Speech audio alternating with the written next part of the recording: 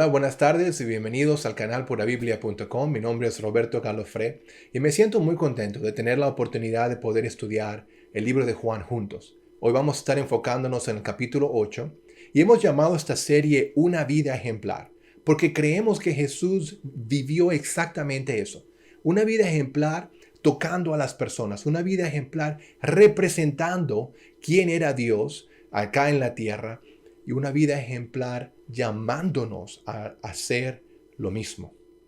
Hoy, cuando estudiamos el libro, el capítulo 8 del libro de Juan, no va a ser una excepción. Antes de lanzar y comenzar a leer, tenemos mucho que cubrir. Quería tomar un segundo para darle gracias a todos los que nos han enviado mensajes, se han suscrito a nuestro canal y nos han servido de apoyo. Hoy celebramos en Estados Unidos lo que llamamos el Día del Amor y la Amistad, donde paramos y reconocemos amistades, a seres queridos y les hacemos, le expresamos nuestra gratitud por su amistad. Así que quiero tomar un segundo y decirle gracias. Gracias a todos los que nos han acompañado, gracias a todos los que nos han escuchado desde el inicio.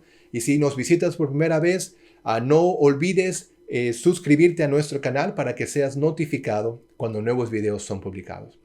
Todas las semanas siempre pensamos o pienso, y aquí hablamos con el grupo, cómo podemos hacer el canal mejor, cómo podemos encontrar mejores recursos, cómo podemos presentar las escrituras de una manera más clara, de una manera sencilla de entender, para inspirar a muchos a poder conocer la Biblia. Así que te invito, con esa mentalidad detrás, te invito a que nos contactes a nuestra página web purabiblia.com y nos dejes algunos recursos que han sido de ayuda para ti, quizás algunas recomendaciones, cosas que han ayudado, pero siempre estamos intentando probar cosas nuevas. Así que hoy vamos a probar algo nuevo. Usualmente yo leo las escrituras desde acá de mi podium y tenemos un slideshow donde muestra las escrituras. Hoy vamos a hacer algo un poquito diferente. Ojalá, creo que nos va a ayudar a poder conversar mientras leemos la escritura juntos y eso va a ser lo que llamamos una pantalla dividida. Así que comencemos con esa y aquí la tenemos. Tenemos el título que está aquí. El título que vamos a estar estudiando el libro de Juan, capítulo 8. De qué se trata, lo que estamos haciendo está en la parte de acá. Y obviamente tenemos la escritura aquí. Eso. Entonces vamos a leer juntos Juan 8. Pidámosle a Dios que nos guíe y nos dé dirección en lo que estamos haciendo. Oremos. Padre, gracias por este tiempo. Te pido que nos des la oportunidad de entender tu palabra, de profundizar en ella. Ayúdanos a poder tener el coraje de ponerla en práctica. Te damos gracias y pedimos todo en el nombre de Jesús. Amén. Juan, capítulo 8. Leamos en el versículo 1. Pero Jesús se dirigió al monte de los olivos y al día siguiente, al amanecer, volvió al templo.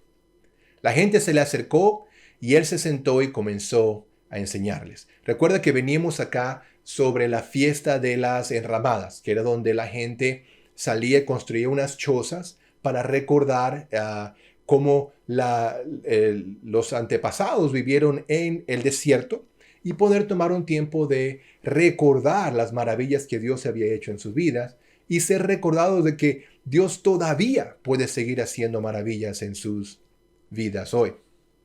Así que después de la fiesta, todavía había un montón de gente en Jerusalén y él dice que él fue al Monte de los Olivos y empezó a enseñar quién es Dios a las personas. Miramos lo que pasó. En el versículo 3 dice acá, los maestros de la ley y los fariseos llevaron entonces a una mujer al que habían sorprendido cometiendo adulterio.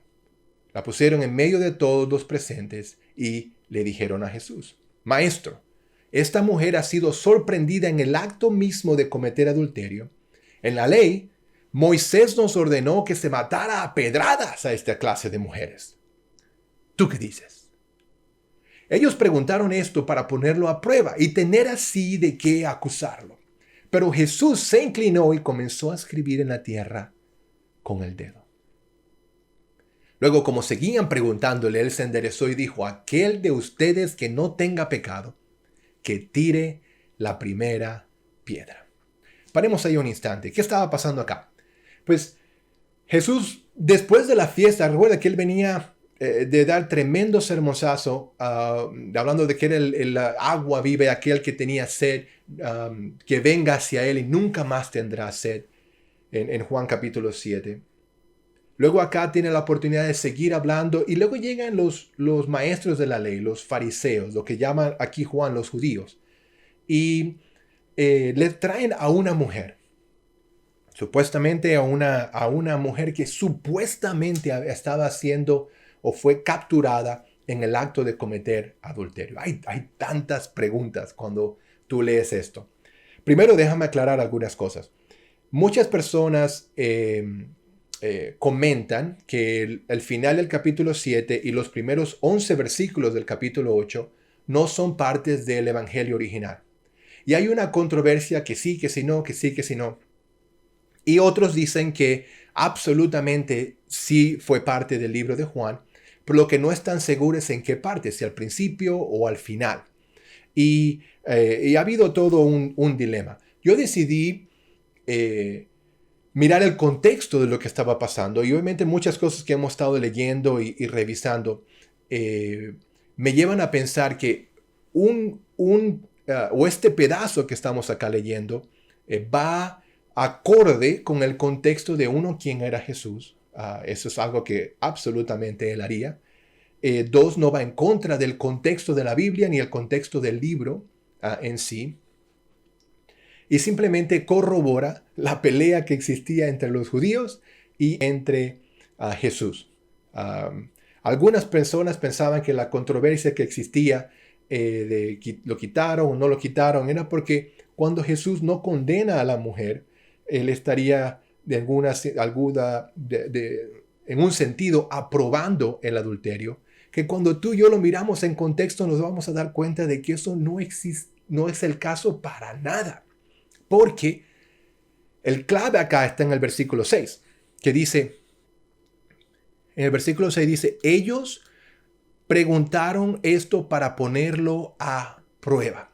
Y lo que estaba pasando acá era que, sí, trajeron a la mujer y la pregunta del millón es, ¿dónde estaba el hombre en todo esto? Pero trajeron a la mujer. Jesús sabía que lo estaban poniendo a prueba.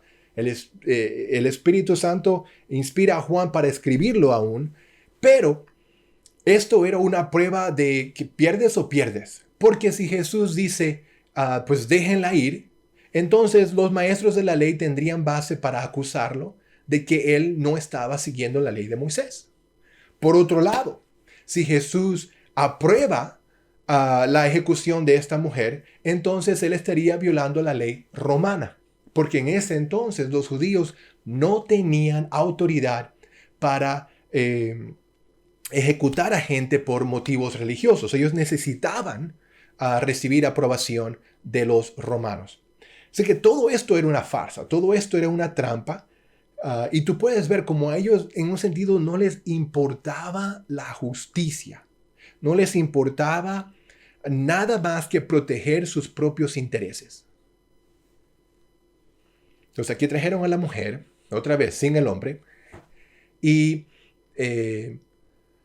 prueba que todo era una farsa, una excusa para eliminar a Jesús. Y me pone a pensar mucho. Lo triste de todo esto es que me pone a pensar cuántas veces esto pasa, no solamente en los negocios, no solamente en la política, pero también en la iglesia. Y es algo que tenemos que estar al tanto de. Esto no es como Dios diseñó a la iglesia para que se manejara de esta manera. Esto no es la expectativa que Dios tiene de cómo debemos tratarnos los unos a los otros. Mas, sin embargo, ocurre. ¿Cuál debe ser nuestra actitud? A mí me fascina la actitud que tuvo Jesús. Él dice el versículo 8, él volvió a inclinarse y siguió escribiendo en la tierra. Versículo 6 al final dice, él se inclinó y comenzó a escribir con la tierra en el dedo. Como él los ignora, como si no estuvieran hablando con él. Y muchas veces eso es lo que va a hacer falta.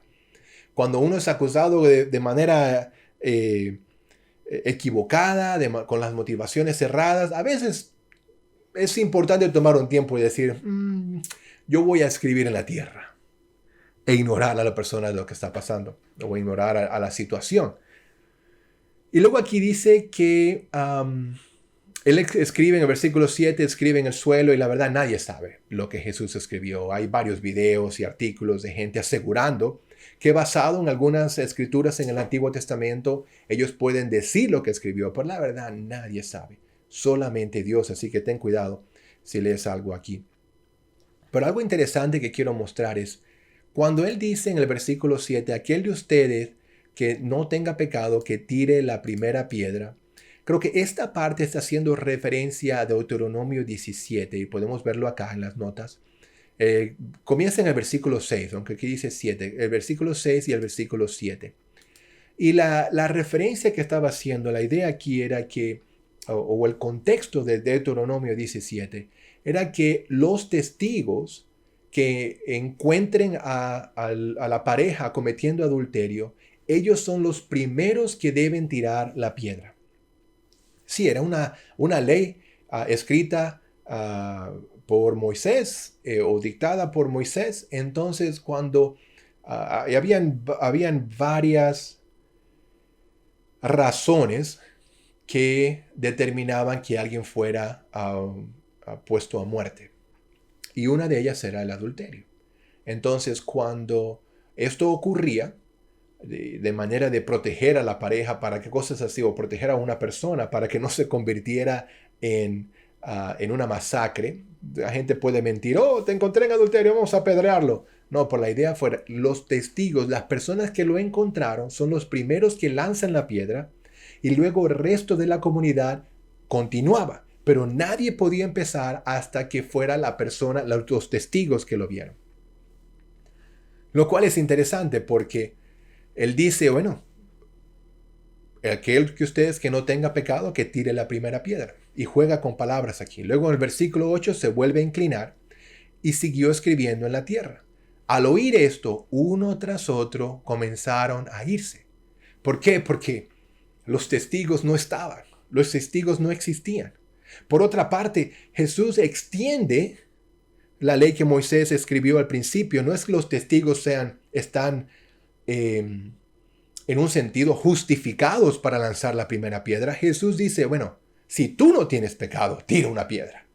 Y los más viejos empezaron, yo sí tengo. Yo recuerdo cuando yo...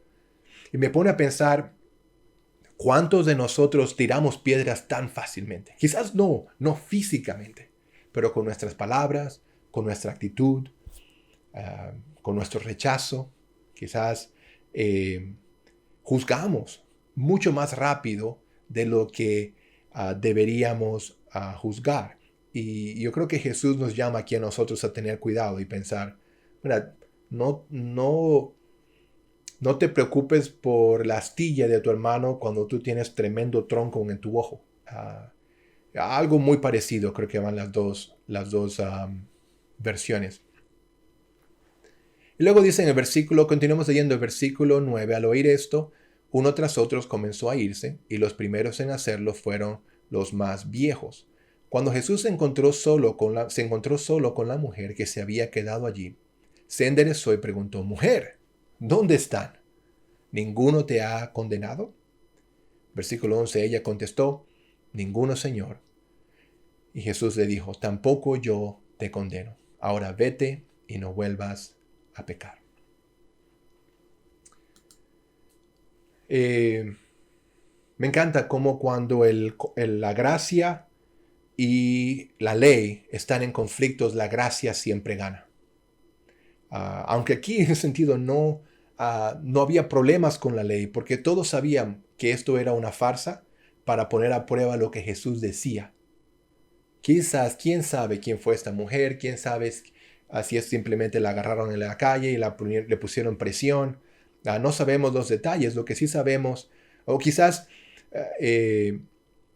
haya cierta verdad en lo que había ocurrido. Quizás fue un artículo que leí, era que sí fue agarrada en adulterio, pero fue como ¿cuál es la palabra que estoy buscando? Como ella fue engañada, como fue orquestado. Todo fue orquestado para agarrarla a ella en adulterio y luego ponerlo en Jesús, ponerlo frente a Jesús. Y ese artículo justificaba al versículo 11, cuando Jesús la reta a que, bueno, vete, yo no te voy a juzgar, pero no vuelvas a pecar. Y eso es una de las cosas que Jesús siempre nos llamaba a las personas que les cambiaba la vida, les perdonaba sus pecados.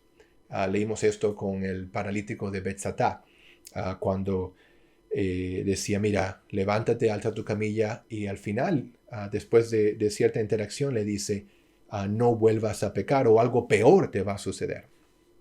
Y hablaba acá como el pecado tiene consecuencias. Entonces es la primera parte. Jesús y la mujer paralítica. Hay muchas cosas que podemos aprender de esa historia. Para mí, yo creo que es importante no juzgar a los demás. Pues es importante asegurarnos de tener una actitud llena de gracia y no jactarnos con la ley, más jactarnos con el perdón, la paciencia y la gracia los unos con los otros. Asegurarnos de que dejemos que Dios sea el juez y nosotros no debemos estar estrechando a las verdades para hacer un punto, pero sí tener que confiar que Dios es justo y nosotros vivir una vida que le traiga gloria a Él, una vida ejemplar que le dé gloria a Él. Sigamos leyendo. En el versículo 12, Jesús habla aquí sobre que Él es la luz del mundo. Dice, Jesús se dirigió otra vez a la gente diciendo, yo soy la luz del mundo. El que me sigue tendrá la luz que da la vida y nunca andará en la oscuridad. Los fariseos le dijeron, tú estás dando testimonio a favor tuyo. Ese testimonio no tiene valor. Jesús le contestó, mi testimonio sí tiene valor, aunque lo dé yo mismo a mi favor. Pues yo sé de dónde vine y a dónde voy. En cambio, ustedes no lo saben. Ustedes juzgan según los criterios humanos. Yo no juzgo a nadie, pero si juzgo, mi juicio está de acuerdo con la verdad. Porque no juzgo yo solo, sino que el Padre que me envió juzga conmigo. Paremos ahí un instante. Aquí hay pasando varias cosas.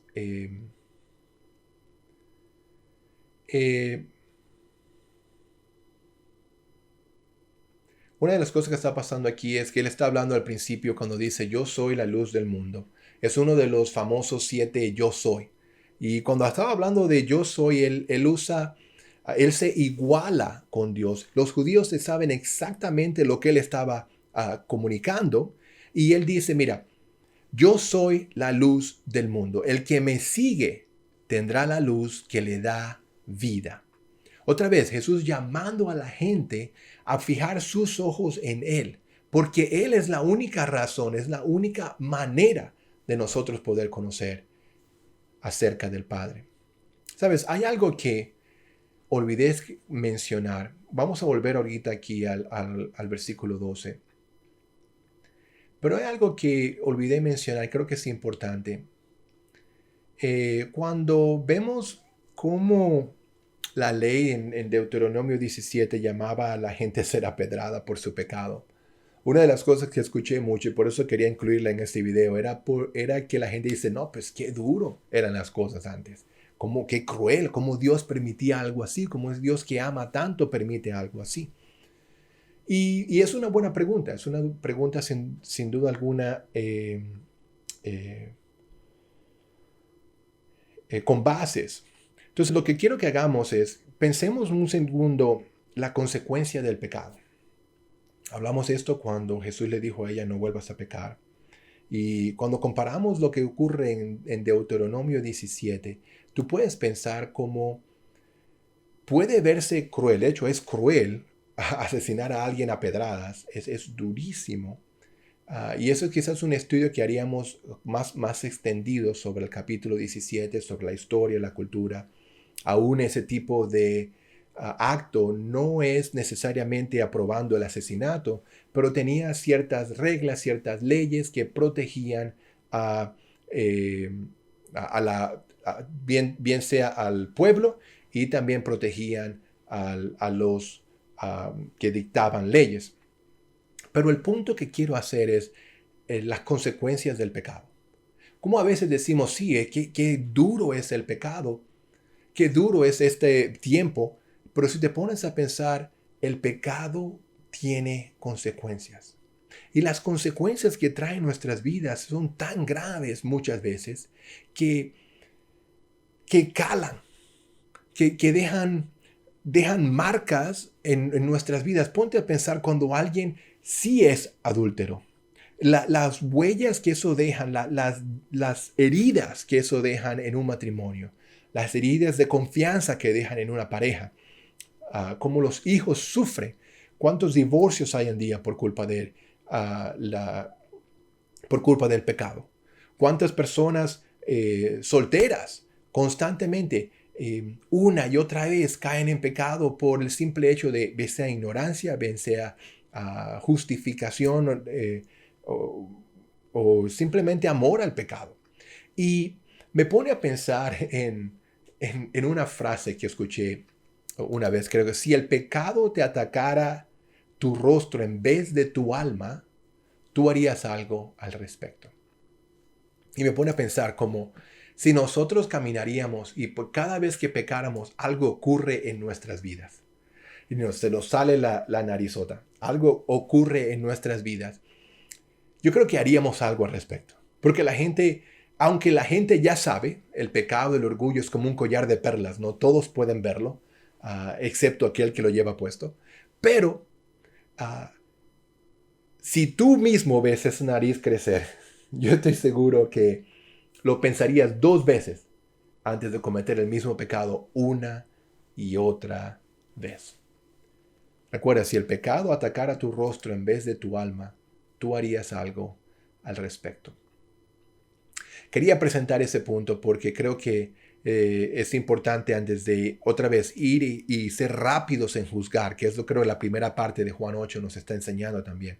Antes de juzgar rápidamente, no, pero ¿por qué pasaba esto? Estamos desviando el tema. El punto aquí es dejar no dejar que el pecado domine nuestras vidas al punto tal que mintamos para hacer nuestra agenda cumplir, al punto tal que dejemos a otros sufrir por culpa de nuestro pecado, porque el pecado tiene consecuencias. Volvamos acá a Juan 8 y sigamos leyendo. Él dice, yo soy la luz del mundo, y hablamos de los famosos yo soy, que estamos preparando una serie para ponerla en nuestro website purabiblia.com, que hable sobre los 7 yo soy de Jesús. Y muchos de ellos los encontramos aquí en el libro de Juan. Por si seguimos leyendo más adelante el versículo 13, dice la Biblia, aquí estamos. Los fariseos le dijeron, tú estás dando testimonio a favor tuyo, y ese testimonio no tiene valor. Y Jesús va y se defiende y dice, no, mira, mi testimonio sí tiene valor porque Dios mismo es el que da testimonio conmigo. Él tenía una relación con Dios que era tan confiado en lo que él estaba haciendo, venía de Dios, que por eso estaba enfrentando a los líderes religiosos con esa misma confianza. Y le dice, mira, ustedes, versículo 15, ustedes juzgan según los criterios humanos. Yo no juzgo a nadie. Jesús no vino acá para juzgar nuestras vidas. Él vino para rescatarnos del infierno que muchos estamos viviendo. Pero él dice que si Él llega a juzgar, llegaría a juzgarnos de acuerdo con la verdad, porque el Padre es el que lo envió y juzga con Él. Luego se enfocan mucho, le hablan mucho de como mi padre, y bueno, ¿quién es tu padre? Versículo 19, y Jesús le contestó, ustedes no me conocen a mí, ni tampoco conocen a mi Padre. Si me conocieran a mí, también conocieran a mi Padre.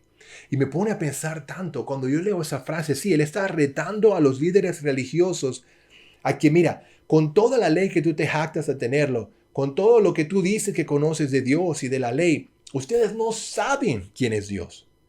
Y si no conocen a Dios, no me conocen a mí. Si no me conocen a mí, no conocen a Dios. Y me pone a pensar, wow, cuando Jesús dice, si me conocieran a mí, también conocieran a mi Padre. La pregunta que yo me hago es, wow, ¿cuánto la gente conoce de Dios al ver mi propia vida? ¿Cuánto la gente conoce de Jesús al ver mi propia vida? Y no hablando de mi perfección, pero al ver aún cómo modelo una vida de arrepentimiento. Cómo llamo a otros a pensar en Cristo. ¿Cuánto la gente conoce de Dios por la vida que yo vivo? Luego habla el versículo 20, que él dijo estas cosas en el templo y nadie se atrevía a arrestarlo porque todavía no había llegado su hora. Y aunque mucha gente no le caían bien, muchos de los líderes religiosos querían matar a Jesús. Y era obvio desde Juan 5 estaban detrás buscando la manera de matarlo. Juan 6 comienza el capítulo, Juan 7 comienza el capítulo diciendo que estaban buscando por una manera de matarlo. Aquí dice que nadie le ponía el dedo encima porque su hora no había llegado. Y Dios tiene el tiempo perfecto para cada uno de nosotros.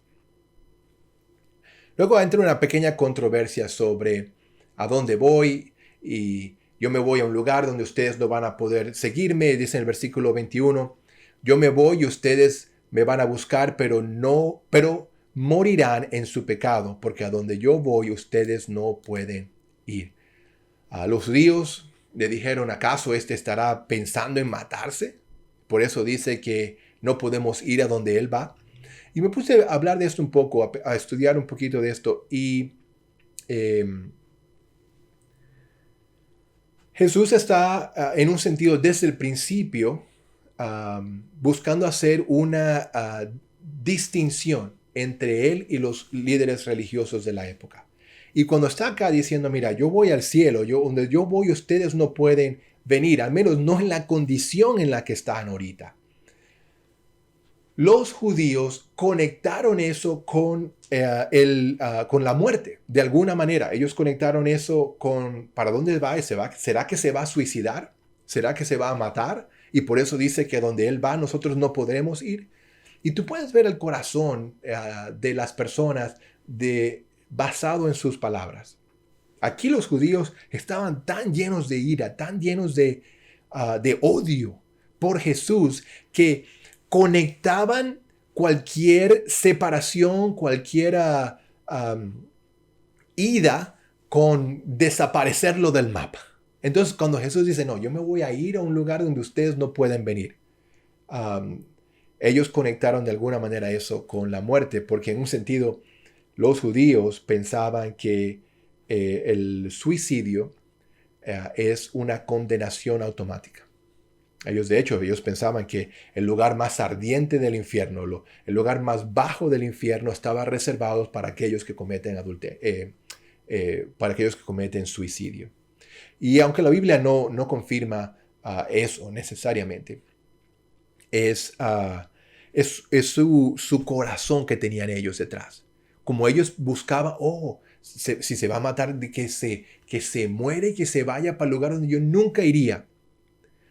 Algo así estaban tratando de conectar a los judíos con Jesús y en esa palabra, las palabras que él usó. Y dice acá que el versículo 23, Jesús les dijo, ustedes son de aquí abajo, pero yo soy de arriba. Ustedes son de este mundo, pero yo no soy de este mundo. Él claramente está buscando hacer una distinción entre lo espiritual y lo humano. Cuando él dice, ustedes son de este mundo, él está tratando de decir, mira, yo vine acá a hacer lo que el Padre me llamó a hacer.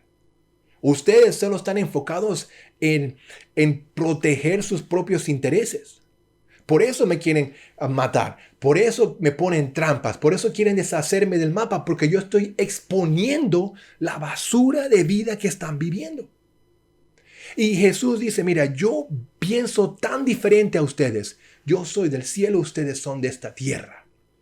Y me pone a pensar una referencia en 2 Corintios 4, que hablaba sobre cómo el enemigo de este mundo ciega espiritualmente a aquellos que niegan de Cristo.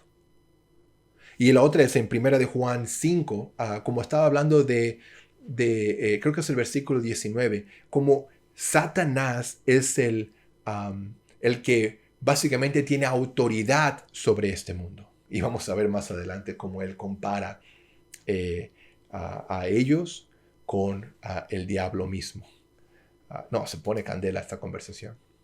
Y recuerda, Jesús estaba hablando aquí con los líderes religiosos de la época. No estaba hablando con un par de loquitos del pueblo. Él estaba hablando con los jefes, con los duros, con los que la gente respetaba espiritualmente.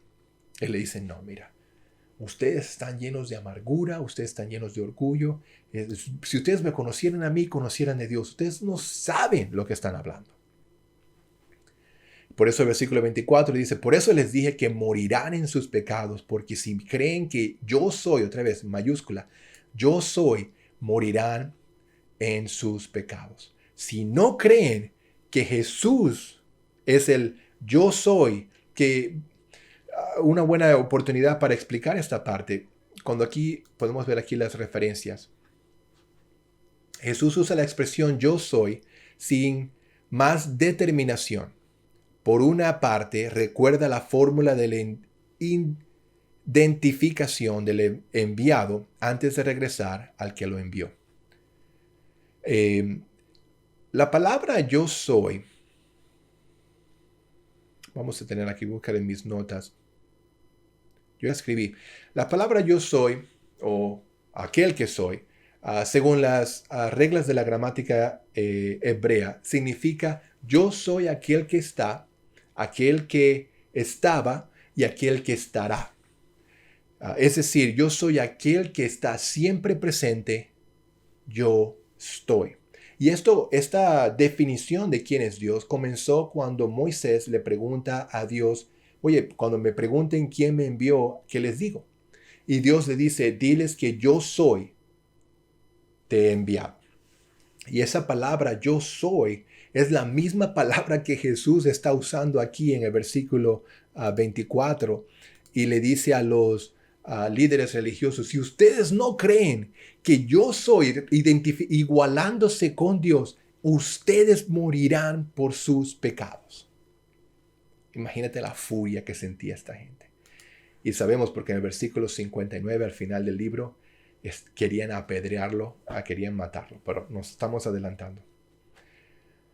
Versículo 25, Jesús le preguntaron, ¿quién tú eres? Y él le respondió, ¿quién eres tú? Jesús le respondió, en primer lugar, ¿por qué de hablar con ustedes? Estoy perdiendo el tiempo hablando con ustedes. Tienen la cabeza tapada, en otras palabras. Pero Jesús comienza a retarlos, dice, versículo 28, cuando ustedes levanten en alto al Hijo del Hombre, reconocerán que yo soy. Otra vez, las mismas palabras. Y que no hago nada por mi cuenta, solamente digo lo que el Padre me ha enseñado. Yo creo que eso debe calarle a los que estaban planificando en nombre de Dios hacer cosas chuecas para poner a prueba a Jesús. Él dice, no, yo no soy como ustedes. Yo solamente hago lo que Dios me ha enviado. Pero aquel que me ha enviado está conmigo.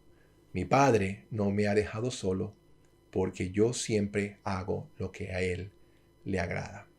Cuando Jesús dijo esto, muchos creyeron en Él. Ahora, tremenda controversia. Jesús hablando con los líderes religiosos, me imagino que alrededor estaban la gente, el pueblo que había venido para la fiesta, más los que vivían en Jerusalén y estaban escuchando el chisme. Tenían su bolsita de popcorn y estaban, esto está bueno, la telenovela. Jesús peleando con los líderes religiosos. Pero en el versículo 30, cuando dicen que algunos creyeron, yo creo que algunos creyeron en el concepto del Mesías, no necesariamente en las palabras de Jesús. Y por eso Jesús quiere aclarar las cosas aquí. Una de mis frases uno de mis versículos favoritos de la Biblia, la vamos a encontrar en el versículo 31 y 32, lo que yo llamo, y el título de nuestra clase hoy, las escaleras al cielo. El versículo 31, voy a explicarme en un minuto. Dice, Jesús le dijo a los judíos que habían creído en él. Entonces, ¿qué estaba pasando? Primero llega una manada de judíos, un grupo de judíos debería decirlo, a ponerlo a prueba. Luego hay una interacción entre los judíos. Toma y dame, que tú, que si yo, que mi padre, que mis antepasados, que mi currículum. Y Jesús los desmiente a todos. Al punto de que algunos de ellos dicen, ¿sabes qué? Tienes razón. ¿Qué estoy haciendo con mi vida? Pero estaban como que si sí, que si no, que si sí, que si no. Como muchas veces tú escuchas algo y dices, ¿sabes qué? Tienes razón, yo tengo que hacer algo diferente. Y estás como en el borde. A ese es el grupo que Jesús estaba hablando. A los demás, como al principio del capítulo, los ignoraba. Él sigue escribiendo en el suelo. ¿Para qué estoy hablando con ustedes?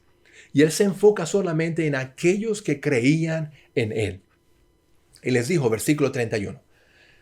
A los judíos que habían creído en él, si ustedes se mantienen fieles a mi palabra, serán de veras mis discípulos. Conocerán la verdad y la verdad los hará libres. Paremos acá. Esto lo llamo yo las escaleras al cielo. ¿Y por qué lo llamo las escaleras al cielo? Porque es sencillo. Si quieres ir al cielo, esta es la escalera que te va a llevar. Número 1. Necesitamos creer, el primer escalón. Es importante que tú escuches la palabra de Dios. Es importante que tú te rodees de personas que crean lo mismo, piensen lo mismo, pero que te ayuden a pensar en cosas espirituales. Eso te va a ayudar a creer, a tener fe. Y esa fe viene de leer la palabra de Dios, Romanos capítulo 10. Pero dice aquí que el primer paso es creer en Jesús. Es lo primero. Ahora, ¿creer es suficiente? Yo creo que Dios existe. Bueno, los demonios también creen y ellos no van a ir al cielo. Así que creer no es suficiente. ¿Cuál es el segundo escalón? Dice, aquellos que han creído en él, segundo escalón, si ustedes se mantienen fieles a mi palabra. El segundo escalón es mantenerse fiel a la palabra de Dios.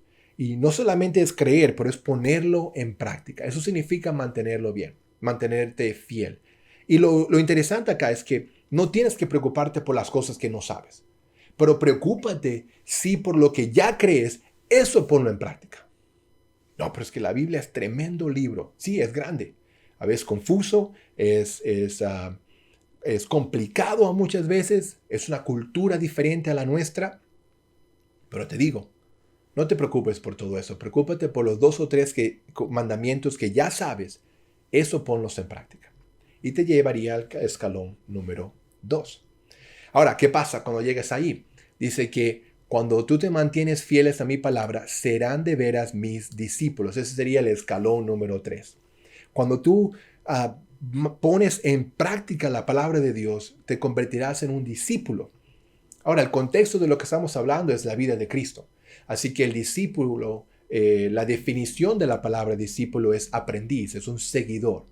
Yo puedo ser un discípulo de Michael Jordan, yo puedo ser un discípulo de LeBron James y vestirme como él, actuar como él, jugar baloncesto como él, ojalá. Pero estamos aquí hablando de Jesucristo. Entonces, mantenerse fiel a las palabras de Cristo te convertiría en un discípulo de Cristo, en un aprendiz de Cristo, en alguien igual que Cristo. Y al tú vivir de esa manera, dice la Biblia, el versículo 32, que conocerás la verdad. Ese es el cuarto escalón. Y conocer la verdad, podemos ponernos bien filosóficos en lo que significa la verdad. Pero te quiero decir algo, Cristo es la verdad. Dios es la verdad. Y esa es la verdad que yo quiero llamarte a que busques, a que persigas. Se toma creer, se toma poner en práctica. Una cosa es creer, reconocer que Cristo existe. Otra cosa es vivir como Él vivió. Pero conocerás la verdad al poner en práctica lo que crees. Y dice al final y último escalón, la verdad te hará libre. La verdad te hará libre. Dios, bueno, pues ¿libre de qué? Pues libre de pecado que tanto nos enreda, porque todos somos esclavos de aquello que nos domina. Dices, no, pues yo no soy esclavo de nadie. Ya vas a ver que eso es lo que ellos dijeron también. Pero si te pones a pensar, ¿cuántas veces en tu vida tú has dicho, no, yo más nunca voy a... Tú trazas la línea. Y sin darte cuenta has caído en eso una y otra vez. ¿Cuántas veces tú has dicho, no más, esa es la última vez que voy a hacer esto? O caes en pecado y estás como, ¿qué he hecho? Más nunca lo voy a hacer. Cuando te das cuenta, vuelves a caer en lo mismo. Todos somos esclavos de aquello que nos domina. Y la Biblia promete, Jesús promete, que si uno cree en su palabra, que si uno lo pone en práctica, que si uno busca imitar sus pasos, esa esclavitud es eliminada. Esa verdad que tú conoces de quién es Cristo te liberará, te hará alguien libre. Conocer a Cristo, porque por medio de Él llegaremos a tener una relación con el Padre. Ahora, interesante acá. Digamos cómo ellos respondieron. Digamos por qué terminar acá. En el versículo 33, ellos le contestaron. Y quizás algunos de ustedes pensaron lo mismo cuando lo leyeron. Dice el versículo 33, nosotros somos descendientes de Abraham y nunca hemos sido esclavos de nadie.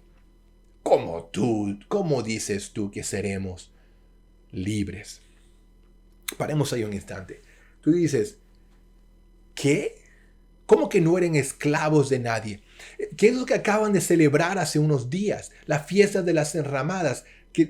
¿Por qué estaban en el desierto? Piensa en Egipto, piensa en Asiria, piensa en Babilonia, piensa en Persia, piensa en Grecia. Olvídate de toda la historia, solo para mencionar algunos. Piensa en actualmente donde están, piensa en Roma. Ellos estaban ciegos espiritualmente. Estaban ciegos por el deseo de cubrir sus propios intereses.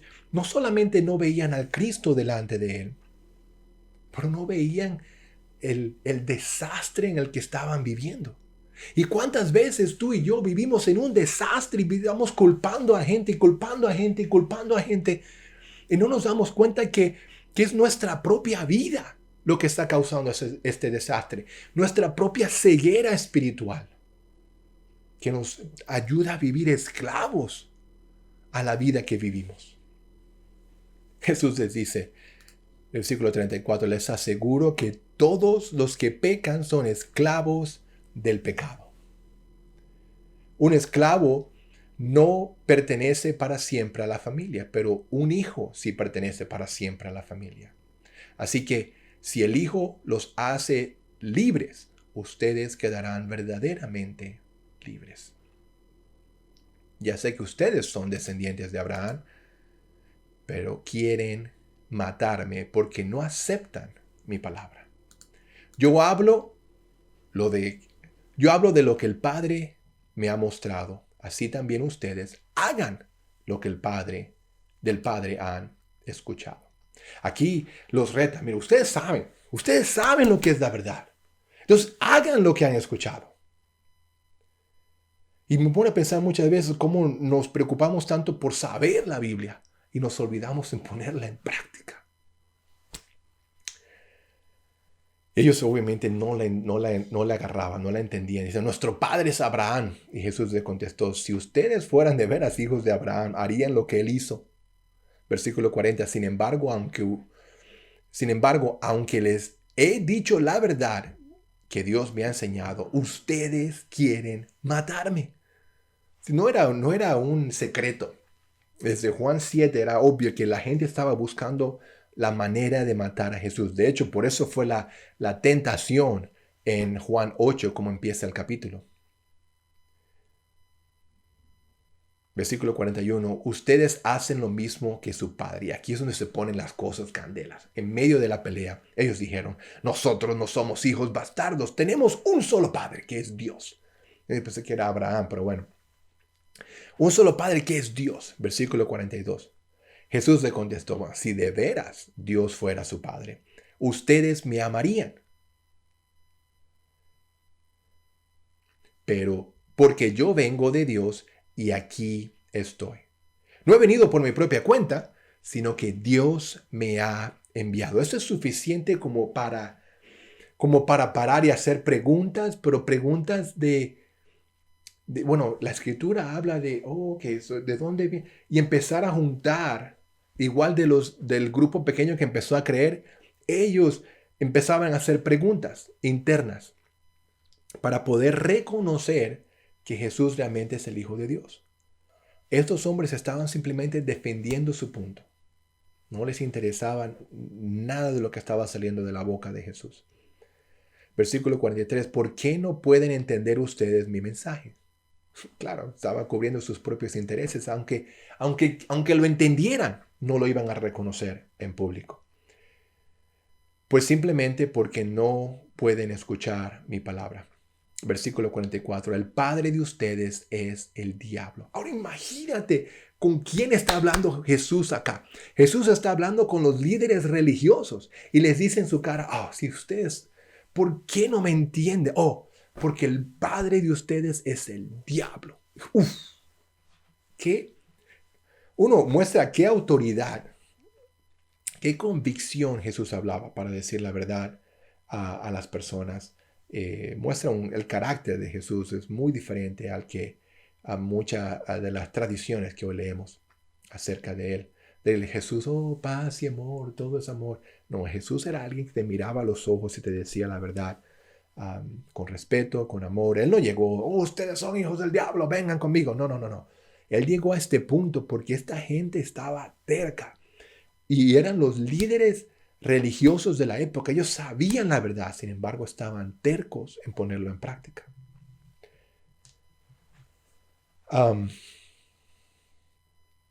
Dice 44, fue que quedamos, ¿verdad?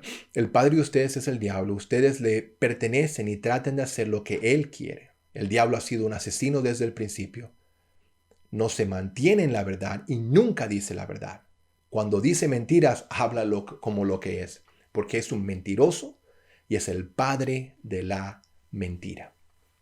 Yo estoy seguro que muchos de los que estaban al inicio en Juan 8, cuando estaban poniendo a prueba a Jesús, estaban sintiéndose convictos, estaban sintiéndose retados con las palabras que Jesús estaba hablando. Luego el lío continúa. El versículo 48, ellos responden básicamente criticando a Jesús, diciendo, entonces sabemos que tienes un demonio, que eres un samaritano y que tienes un demonio por dentro. Hay muchas teorías de por qué lo compararon con un samaritano. No vamos a entrar en detalle, pero la gente decía que no, que Jesús era el hijo de María y un soldado romano, por eso lo querían llamar samaritano. Otros decían que la palabra samaritano en su lenguaje original es muy cercano vocalmente hablando, a la palabra líder de los demonios. Así que querían jugar con palabras acá y por eso le decían que él tenía un demonio. Pero el punto que yo saco de acá no es eso. Yo creo que lo que tú y yo debemos enfocarnos en el contexto, como ellos, al ser retados, criticaban de vuelta. Porque como he dicho desde el principio en la serie, si tú puedes criticarlo, entonces no tienes que obedecerlo. Y eso es su excusa. No, él tiene un demonio, como para no obedecerlo, como para ignorar las palabras que Jesús dijo. Y yo creo que debemos tener cuidado tú y yo de no buscar criticar al mensajero, pero escuchar el mensaje y ver cómo aplica a nuestras vidas. Terminemos acá. La pelea va y viene, va y viene. Creo que es sencillo leerlo. El versículo 58 de Jesús le contestó, les aseguro que yo existo antes de que existiera Abraham. Porque ellos cambiaron de tema. Cuando no podían agarrarlo con un ángulo, cambiaron de tema. Y ahora es Abraham. Y ahora, bueno, tú no tienes la misma edad de Abraham. Y estás diciendo estas cosas. Una excusa detrás de la otra. Llegó un momento en el versículo 59 que ellos tomaron piedras para arrojárselas, pero Jesús se escondió y salió del templo.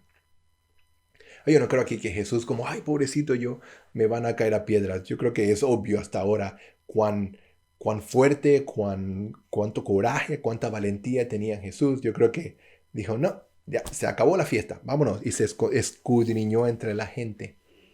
Pero el punto que yo veo acá con Juan capítulo 8 es sencillo, es como Dios nos llama a tener cuidado cuando juzgamos a las demás personas. Cuando el conflicto entre ley y gracia está frente a nosotros, dejemos que la gracia sea la que reine. Asegurarnos de que no estemos protegiendo nuestros propios intereses, pero que estemos escuchando el mensaje de Dios. Y no solamente escuchando, pero como dice nuestra escalera al cielo, que estemos poniéndolo en práctica, para luego sí ser llamados discípulos de Cristo, para que al vivir como discípulos podamos conocer la verdad. Y al conocer la verdad, a conocer Cristo, a conocer a Dios, esa relación nos hace libre de la esclavitud del pecado. Todos debemos caminar al cielo. Todos debemos usar esa escalera al cielo. Y quizás tú estés en un par de escalones, quizás caíste un par de escalones. Te digo, la escalera para todos se ve distinta. Pero el reto es el mismo. Ayudarnos a vivir no una vida perfecta, pero una vida modelando arrepentimiento. Cuando nuestros ojos estén puestos en Cristo, la Biblia dice que esa verdad no solamente nos hará libre, pero podemos vivir esa vida ejemplar que Jesús vivió aquí en la tierra. Yo te quiero llamar a que continúes estudiando la serie con nosotros, pero medita en las palabras, regresa y lee el capítulo de principio a fin y mira el contexto de lo que está ocurriendo. Y pregúntate, ¿estoy listo yo para subir la escalera al cielo? Gracias. Nos vemos la semana que viene para otro estudio y aprecio mucho el tiempo que tomas para escucharnos. Nos vemos. Gracias.